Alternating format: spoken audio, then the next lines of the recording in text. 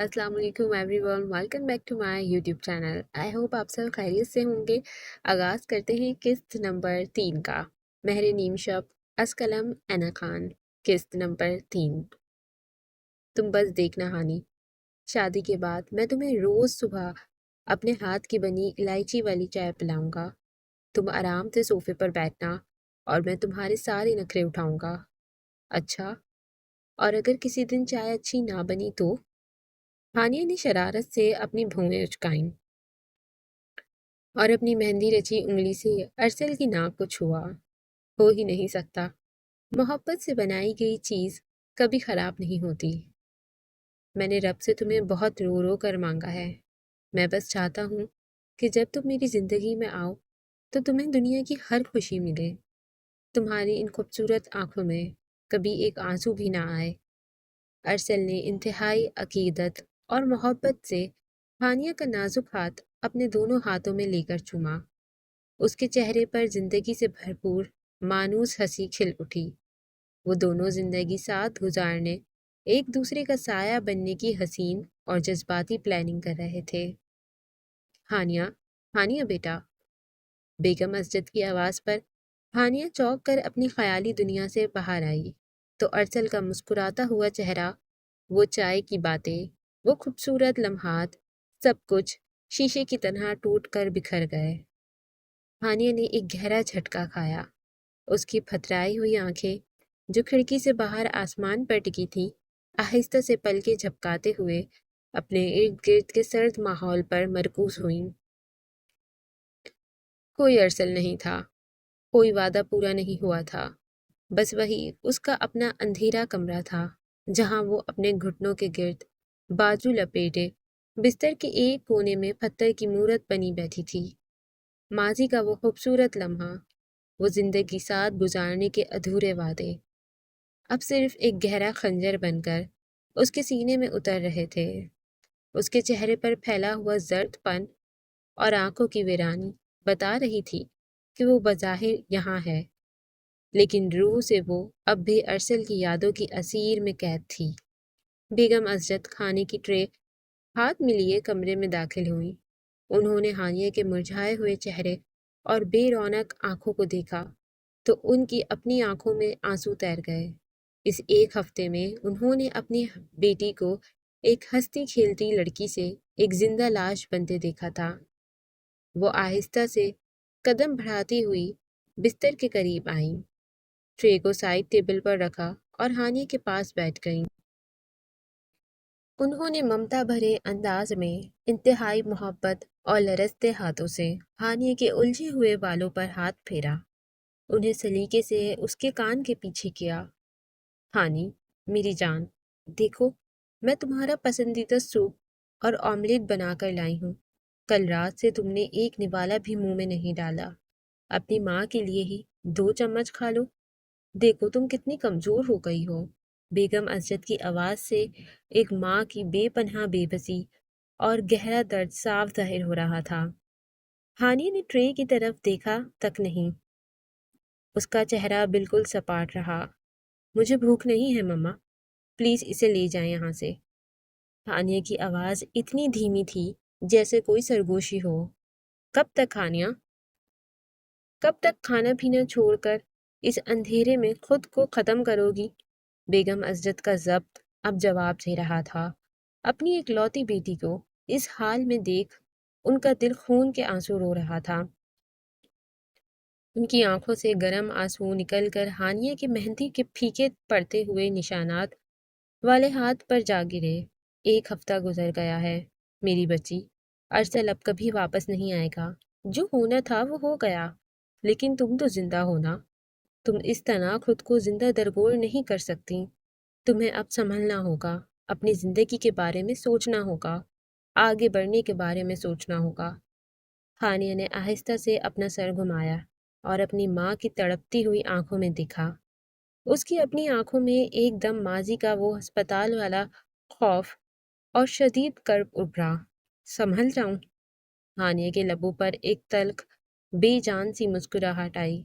मम्मा, जिस रात मुझे अपनी शादी के ख्वाब सजाने थे, उसकी दुल्हन बनना था, اس رات میں ہسپتال کے ٹھنڈے فرش پر اس کی زندگی کی دعائیں کر رہی تھی۔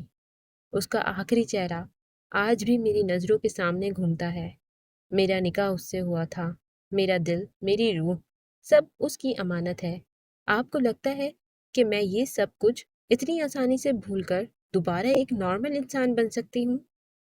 بیگم اسجد نے روتے ہوئے اس کا ہاتھ تھامنا چاہا، لیکن ہانیہ نے آہستہ سے اپنا ہاتھ پیچھے کھینچ لیا اور دوبارہ گھٹنوں میں سر دے کر خاموش ہو گئی۔ اس کی خاموشی اس کمرے کی گھٹن کو مزید گہرا کر رہی تھی۔ بیگم اسجد نے ایک ٹھنڈی، نا امید آہ بھری اور مایوسی چہرے پر سجائے کمرے سے باہر نکل گئیں۔ ارسل! عاصم ایک خوفناک چیخ کے ساتھ اٹھا۔ اس کا پورا جسم پسینے سے شرابور تھا اور دل سینے میں ہتھوڑے کی طرح بج رہا تھا۔ اس نے ہانپتے ہوئے اپنے ارد گرد دیکھا۔ کوئی ہائی وے نہیں تھا، کوئی تیز رفتار گاڑی نہیں تھی اور نہ ہی ارسل تھا۔ بس اس کے اپنے کمرے کی خاموشی تھی اور پلاسٹر میں جکڑا ہوا اس کا اپنا فریکچر پاؤں۔ ارسل کی موت کو 1 ہفتہ گزر چکا تھا، لیکن عاصم کے کانوں میں اب بھی ارسل کی وہ آخری چیخ تپتے ہوئے لوہے کی طرح گونج رہی تھی۔ اس نے بے بسی سے تکیے پر سر ٹکا دیا اور آنکھیں بند کر لی، لیکن جیسے ہی آنکھیں بند ہوئیں، ارسل کی آوازیں دوبارہ اس کے دماغ میں گونجنے لگیں۔ یار عاصم، بس کرو، رات بہت ہو گئی ہے، کل صبح جلدی تیار ہونا ہے، مجھے نہیں جانا کسی لانگ ڈرائیو پر۔ عاصم کا دم گھٹنے لگا۔ وہ آخری رات اس کے ذہن پر کسی فلم کی طرح چل رہی تھی۔ کاش میں نے وہ ضد نہ کی ہوتی ارسل، کاش میں تجھے اس رات گھر سے نہ نکالتا۔ عاصم کے حلق سے ایک دردناک سسکی نکلی۔ آنسو اس کے کانوں کے پاس سے بہتے ہوئے تکیے کو بھگونے لگے۔ ایک ریگریٹ تھا اسے، جو اندر ہی اندر اسے جھنجھوڑ رہا تھا، کیونکہ ارسل کی موت کا ذمہ دار عاصم خود کو مان چکا تھا۔ 6 مہینے کا طویل وقت گزر چکا تھا۔ ہانی کے گھر کی فضاؤں پر اب بھی وہی اداسی اور سکوت طاری تھا، جیسے وہاں سے زندگی ہمیشہ کے لیے رخصت ہو چکی ہو۔ بیگم اسجد لاؤنج میں بیٹھی تسبیح پڑھ رہی تھیں، لیکن ان کی نظریں بار بار ہانیہ کے بند کمرے کے دروازے پر جا کر ٹک جاتیں۔ ان 6 مہینوں میں انہوں نے اپنی جوان، ہنستی کھیلتی بیٹی کو ایک زندہ لاش بنتے دیکھا تھا، جس کا اثر ان کی اپنی صحت پر بھی اب صاف نظر آنے لگا تھا۔ ابھی وہ اپنی سوچوں میں مصروف تھی کہ باہر گاڑی رکنے کی آواز آئی اور کچھ ہی دیر میں لاؤنج کا دروازہ کھلا۔ سامنے ایرم کھڑی تھی، جس کے ہاتھ میں ٹریولنگ بیگ تھا۔ ایرم ہانیہ کی خالہ زاد بہن تھی، جس نے اپنے بچپن کا بیشتر حصہ ہانیہ کے ساتھ ہی گزارا تھا۔ ہانیہ اور ایرم ہمیشہ بہنوں کی طرح ہی رہی تھی۔ ایرم کو ہانیہ کے ساتھ پیش آنے والے اس ہولناک حادثے کے فوراً بعد ہی اپنے آفس کے کام کے سلسلے میں ملک سے باہر جانا پڑا تھا، اور آج پورے 6 ماہ بعد وہ واپس لوٹی تھی۔ ایرم کو دیکھتے ہی بیگم اسجد کے مرجھائے ہوئے چہرے پر جیسے امید کی ایک دھیمی سی کرن جاگ اٹھی۔ وہ جلدی سے کھڑی ہوئیں اور ایرم کو گلے سے لگا لیا۔ ایرم بیٹا، شکر ہے اللہ کا تم واپس آ گئیں، میں نے تمہیں کتنا یاد کیا۔ بیگم اسجد کی آواز بھر آئی۔ ایرم نے بیگ ایک طرف رکھا اور ان کے آنسو پوچھتے ہوئے صوفے پر بٹھایا۔ جی خالہ جان، میں سیدھی ایئرپورٹ سے یہیں آ رہی ہوں۔ آپ کیسی ہیں؟ اور ہانیہ کیسی ہے؟ اب کچھ بہتری آئی اس میں؟ ایرم کا یہ پوچھنا تھا کہ بیگم اسجد کا ضبط ایک بار پھر جواب دے گیا اور وہ پھوٹ پھوٹ کر رونے لگیں۔ انہوں نے ایرم کا ہاتھ اپنے دونوں ہاتھوں میں تھام لیا، جیسے کوئی ڈوبتا ہوا تنکے کا سہارا ڈھونڈ رہا ہو۔ ایرم، میں تمہیں کیا بتاؤں، میری ہانی تو جیسے اسی رات مر ہی گئی تھی۔ 6 مہینے ہو گئے ہیں، لیکن اس نے خود کو اس اندھیرے کمرے میں قید کر لیا ہے۔ وہ نہ کسی سے بات کرتی ہے، نہ صحیح سے کچھ کھاتی پیتی ہے، دن رات بس ارسل کی یادوں میں اپنے خیالوں میں ڈوبی رہتی ہے۔ میں تو اب تھک گئی ہوں ایرم، روز اپنی جوان بیٹی کو اس طرح گھٹ گھٹ کر مرتے دیکھنا ایک ماں کے لیے جیتے جی جہنم ہے۔ بیگم اسجد نے انتہائی التجا اور بے بسی سے ایرم کی طرف دیکھا۔ خالہ جان، آپ حوصلہ رکھیں، سب ٹھیک ہو جائے گا۔ ہانیہ کو کچھ وقت دیں، اتنا بڑا صدمہ لگا ہے اسے، دوبارہ زندگی کی طرف لوٹنے میں اسے کچھ وقت لگے گا۔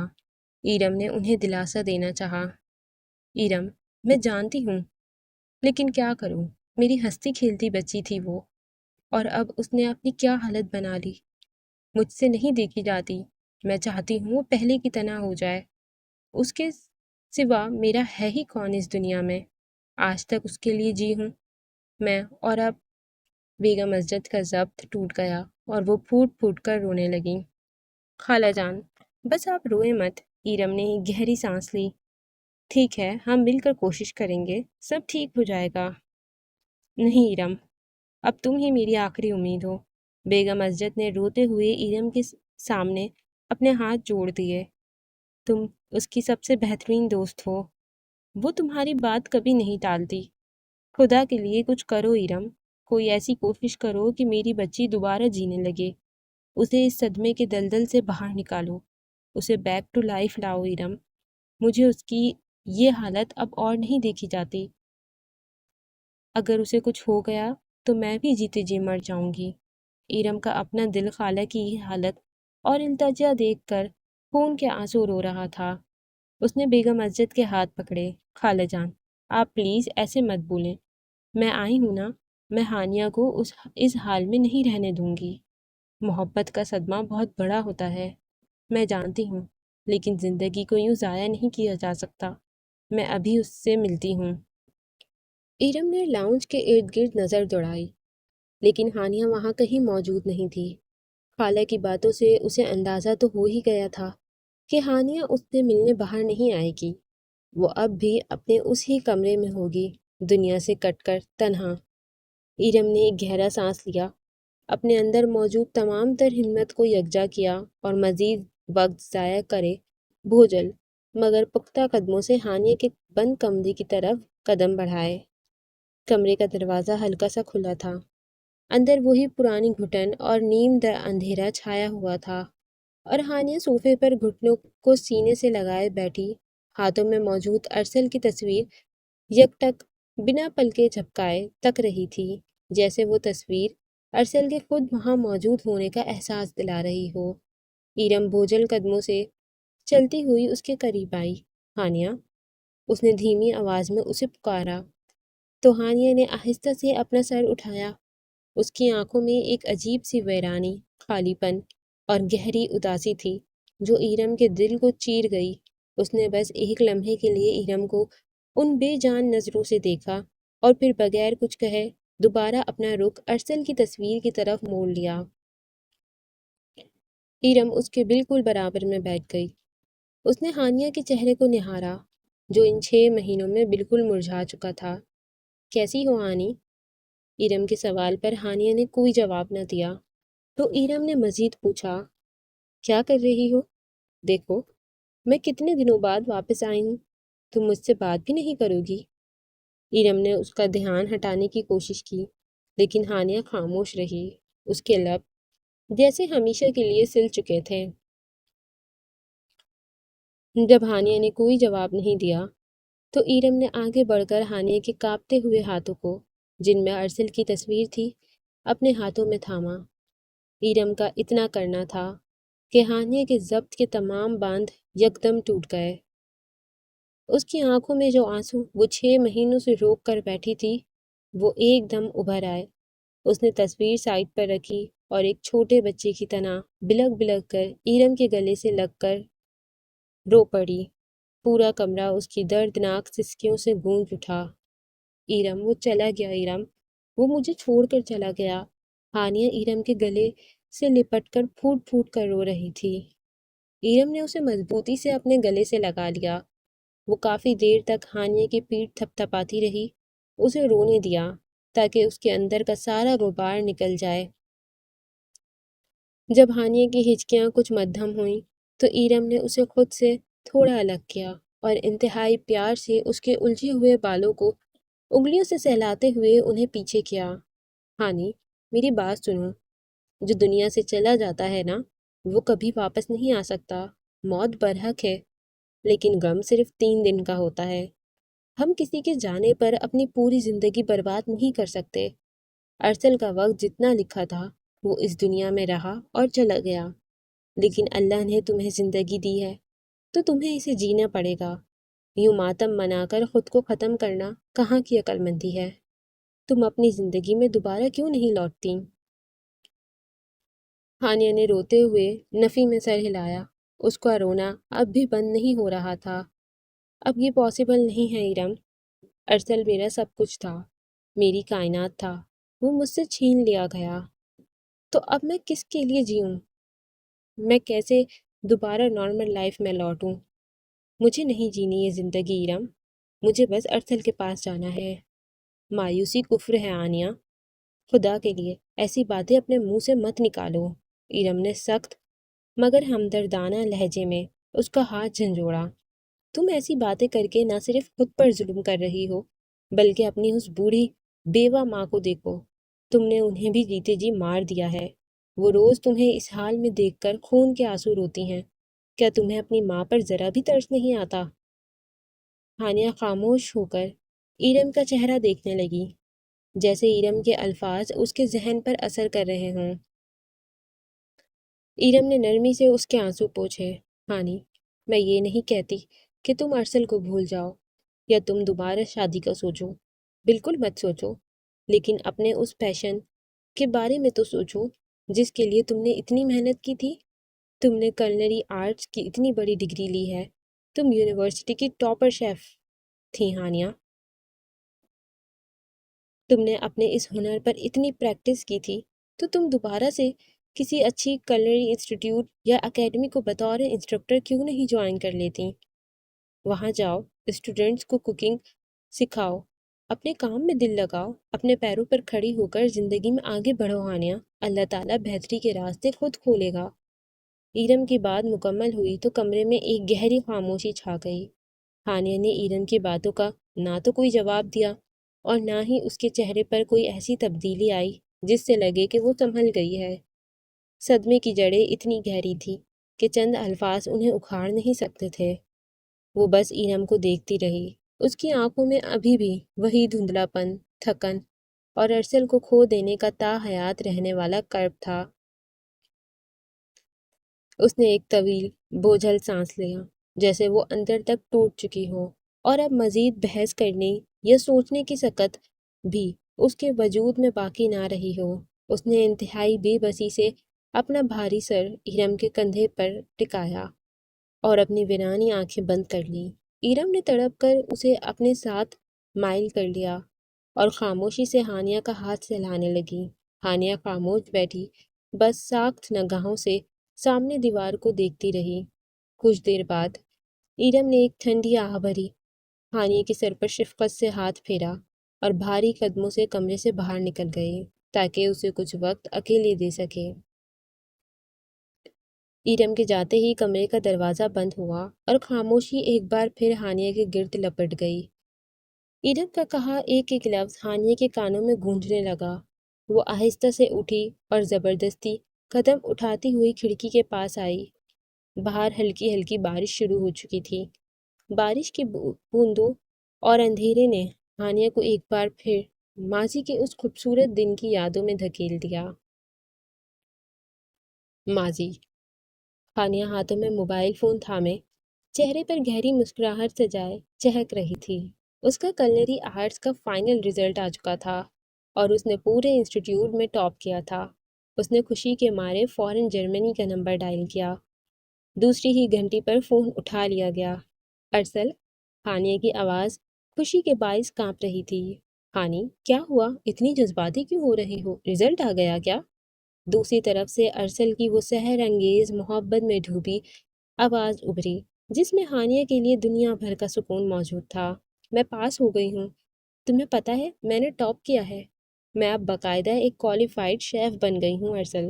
ہانیہ نے فون کے دونوں ہاتھوں سے تھامتے ہوئے خوشی سے پرجوش لہجے میں اسے بتایا۔ دوسری طرف سے ارسل کا ایک خوبصورت کھلکھلاتا ہوا کہکا گونجا۔ مجھے معلوم تھا میری ہانی، مجھے پورا یقین تھا کہ تم یہ کر کر دکھاؤ گی۔ I am so proud of you میری شیف صاحبہ۔ تم بتاؤ، تم کب واپس آ رہے ہو ارسل؟ تم نے کہا تھا نا کہ جیسے ہی میری ڈگری مکمل ہوگی تم اپنے پروجیکٹ ختم کر کے فوراً پاکستان آ جاؤ گے۔ اب مجھ سے مزید انتظار نہیں ہو سکتا، بتاؤ کب واپس آؤ گے؟ ہانیہ نے لاڈ اور اشتیاق سے پوچھا۔ اس کی آنکھوں میں ارسل سے ملنے کی بے پناہ تڑپ تھی۔ ارسل کی دھیمی مسکراہٹ کی آواز فون کے ذریعے اس کے دل تک پہنچی۔ بس تھوڑا سا انتظار اور۔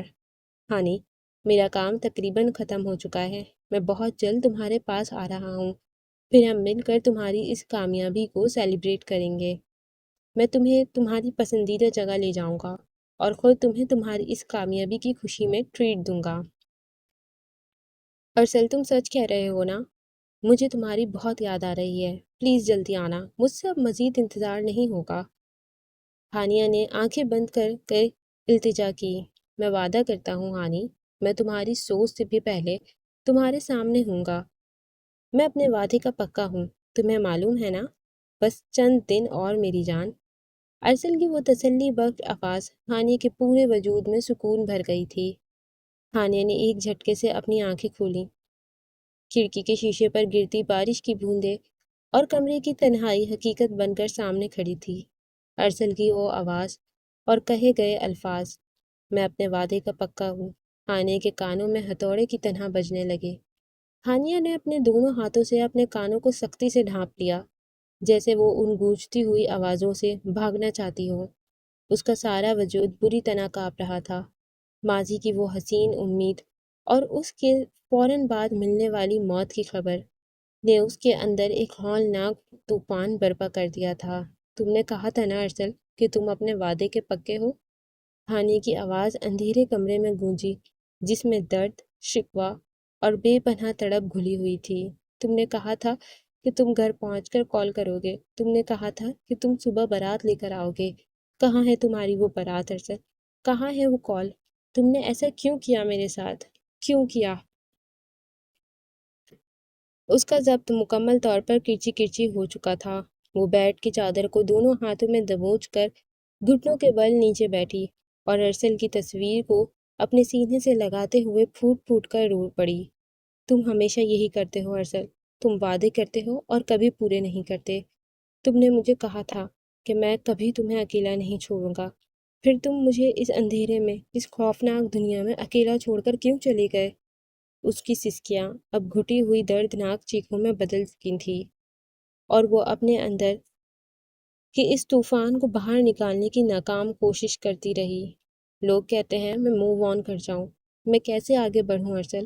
میرا سانس، میرا دل، میرا ہونا نہ ہونا سب تو تمہارے ساتھ جڑا ہے، میری خوشی، میرا وجود، سب۔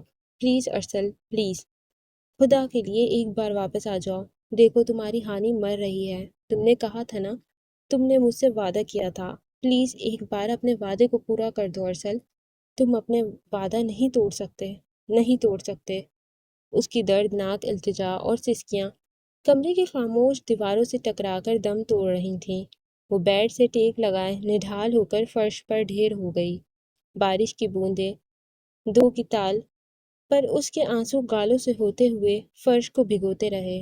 اس کے تڑپتے ہوئے سوالوں کا جواب دینے کے لیے وہاں کوئی نہیں تھا سوائے ایک ہولناک، گہری اور سخت خاموشی۔ دن اسی طرح بے رنگ اور اداس گزرتے رہے۔ ایرم کی باتوں کے باوجود ہانیہ کا دل کسی بنجر زمین کی طرح سخت ہو چکا تھا، جہاں زندگی کی کوئی امید اثر نہیں کر رہی تھی۔ وہ اب بھی اسی کمرے کی قید میں اپنے ہی خیالوں کے تانے بانے بنتی رہتی۔ بیگم اسجد اس کی اس حالت پر اندر ہی اندر گھٹ رہی تھیں، اور یہی گھٹن آخر کار ایک بڑے طوفان کا پیش خیمہ بن گئی۔ ایک شام جب گھر میں صدمے جیسی خاموشی پھیلی ہوئی تھی، اچانک لاؤنج سے ایک زوردار چیخ ابھری، ہانیہ، بیٹا میرا دم! بیگم اسجد کے حلق سے ایک لرزتی ہوئی دردناک آواز نکلی اور وہ اپنا سینہ پکڑ کر صوفے سے نیچے فرش پر گر گئیں۔ ان کا سانس بری طرح اکھڑ رہا تھا اور چہرہ تکلیف کی شدت سے نیلا پڑنے لگا تھا۔ ہانیہ بیٹا، وہ لرزتی آواز میں اپنی بیٹی کو پکارتی رہی، لیکن ہانیہ اپنے کمرے میں ارسل کی یادوں کے اس گہرے سمندر میں ڈوبی ہوئی تھی۔ جہاں باہر کی کوئی آواز اس کے کانوں تک نہیں پہنچ پاتی تھی۔ اسی وقت کچن سے ایرم بیگم عزت کی اکھڑتی ہوئی آواز سن کر لاؤنج کی طرف بھاگی۔ فرش پر خالہ کو اس حالت میں تڑپتے دیکھ کر اس کے ہاتھ پاؤں پھول گئے۔ خالہ جان کیا ہوا؟ ایرم نے گھبرا کر ان کا سر اپنی گود میں رکھا۔ اس نے ہانیہ کو پکارا، ہانیہ باہر آؤ، دیکھو خالہ کو کیا ہوا ہے، ہانیہ۔ لیکن اندر سے کوئی جواب نہیں آیا۔ ایرم نے سچویشن کی نزاکت کو بھانپتے ہوئے وقت ضائع کیے بغیر فوراً فون اٹھا کر ایمبولینس کو کال کی اور ساتھ ہی محلے میں رہنے والی خالہ کی پرانی دوست شاکرا آپا کو آواز دی۔ شاکرا آپا بھاگتی ہوئی آئیں اور ایرم کے ساتھ مل کر بیگم عزت کو ایمبولینس میں ڈال کر ہسپتال کی طرف روانہ ہوئیں۔ ہسپتال کا کوریڈور سفید مدھم لائٹس اور دوائیوں کی بو سے مہک رہا تھا۔ بیگم عزت کو فوراً ICU منتقل کر دیا گیا۔ کچھ ہی دیر بعد ہانیہ بھی ایرم کی بھیجی ہوئی گاڑی کے ذریعے جیسے تیسے ہسپتال پہنچی۔ ہانیہ کا چہرہ زرد اور آنکھیں خوف سے پھیلی ہوئی تھیں۔ وہ ICU کے شیشے والے دروازے کے باہر کھڑی زاروں قطار رو رہی تھی، جہاں اس کی ماں زندگی اور موت کی جنگ لڑ رہی تھیں۔ اسی دوران شاکرا آپا، جو اب تک غصے اور افسوس سے بھری بیٹھی تھی، ہانیہ کو دیکھتے ہی ابل پڑی۔ انہوں نے سب کے سامنے ہانیہ کا بازو جھٹکے سے پکڑا اور انتہائی زہریلے لہجے میں اس سے مخاطب ہوئیں۔ بڑی منحوس اور بد نصیب لڑکی ہو تم ہانیہ۔ میں نے تم جیسی بدقسمت اور منحوس لڑکی پوری زندگی میں نہیں دیکھی۔ جب پیدا ہوئی تو اپنے سگے باپ کو کھا گئیں۔ وہ بیچارہ تمہارا چہرہ تک نہیں دیکھ سکا۔ پھر نکاح ہوا تو ابھی ڈولی بھی نہیں اٹھی تھی کہ اپنے سہاگ اس معصوم لڑکے کو نگل گئیں، اور اب تم اس بوڑھی ماں کے پیچھے پڑ گئی ہو۔ وہ 6 مہینے سے تمہاری جیتی جاگتی لاش کے آگے جیتے جی مر رہی تھی، اور آج جب اس پر یہ وقت آیا تو تم اپنے کمرے میں عیش سے سو رہی تھی۔ تمہاری جلی ہوئی قسمت اب تمہاری ماں کو بھی لے ڈوبے گی۔ تم سب کو کھا جاؤ گی ہانیہ، سب کو۔ شاکرا آپا کے یہ الفاظ ہانیہ کے دل میں بجلی بن کر لگے۔ اس کے پیروں تلے سے جیسے زمین نکل گئی۔ وہ وہیں ساکت کھڑی رہ گئی۔ اس کے اپنے آنسو جم گئے اور وہ وحشت سے انہیں دیکھنے لگی۔ شاکرا آپا کے ایک ایک لفظ اس کے سینے پر کسی زہریلے خنجر کی طرح پیوست ہوئے۔ وہ انہیں کچھ نہ کہہ سکی، لیکن وہاں موجود ایرم یہ سن کر اپنے غصے پر قابو نہ رکھ سکی۔ وہ شیرنی کی طرح تڑپ کر شاکرا آپا کے سامنے آئی اور ان کا ہاتھ ہانیہ کے بازو سے جھٹک کر ہانیہ کو پیچھے کیا۔ بس کریں شاکرا آپا، بہت ہو گیا۔ آپ کو خدا کا خوف نہیں آتا؟ ایرم غصے سے گررائی۔ آپ ایک عورت ہو کر دوسری عورت کو منحوس کہہ رہی ہیں؟ آپ کو شرم آنی چاہیے۔ اللہ تعالیٰ نے بیٹیوں کو رحمت بنا کر بھیجا ہے، اور آپ انہیں منحوس کہہ رہی ہیں؟ موت اور زندگی صرف اور صرف اللہ کے ہاتھ میں ہے۔ کسی انسان میں یہ طاقت نہیں کہ وہ کسی کی زندگی چھین سکے۔ ارسل کی جتنی زندگی لکھی تھی وہ اتنی ہی جیا۔ اس میں ہانیہ کا کیا قصور؟ کسی کو حق نہیں ہے کہ وہ اپنے گندے اور زہریلے الفاظ سے کسی یتیم اور دکھی لڑکی کے دل کو اس طرح چھلنی کرے۔ آپ یہاں ہمدردی کے لیے آئی تھیں یا زہر اگلنے؟ اگر دلاسا نہیں دے سکتی تو پلیز ابھی اسی وقت یہاں سے چلی جائیں۔ ایرم کا یہ غصہ اور منہ توڑ جواب دیکھ کر شاکرا آپا کا چہرہ اتر گیا۔ انہوں نے غصے سے اپنا دوپٹہ درست کیا اور منہ بنا کر بولی، سچ ہمیشہ کڑوا ہی لگتا ہے ایرم بی بی، جب اپنے پر پڑے گی تو پتہ چلے گا۔ یہ کہتی ہوئی وہ پیر پٹکتی ہوئی کوریڈور سے نکلتی چلی گئیں۔ ہانیہ وہیں دیوار کا سہارا لیے فرش پر بیٹھ گئی اور اپنے چہرے کو ہاتھوں میں چھپا کر پھوٹ پھوٹ کر رونے لگی۔ ایرم نے آگے بڑھ کر اسے سنبھالا۔ اسی وقت ICU کا دروازہ کھلا اور ڈاکٹر باہر آئے۔ ہانیہ اور ایرم جلدی سے ان کی طرف لپکیں۔ ڈاکٹر صاحب، میری مما، ہانیہ نے لرزتی آواز میں پوچھا۔ Sense to be continued. یہاں پہ یہ ایپیسوڈ مکمل ہوتا ہے۔ نیکسٹ ایپیسوڈ کے لیے میرے چینل کو لازمی سبسکرائب کریں اور کامنٹس میں لازمی بتائیں کہ آپ کو یہ ناول کیسا لگ رہا ہے، اور باقی کے ناول بھی آپ لوگ میرے چینل پر پڑھ سکتے ہیں۔ کافی ساری کمپلیٹ ناولز بھی اویلیبل ہیں، so you can also read those. ملتے ہیں نیکسٹ ایپیسوڈ میں، تب تک کے لیے اپنا بہت سارا خیال رکھیں، دعاؤں میں یاد رکھیں۔ ٹیک کیئر، اللہ حافظ، بائے بائے۔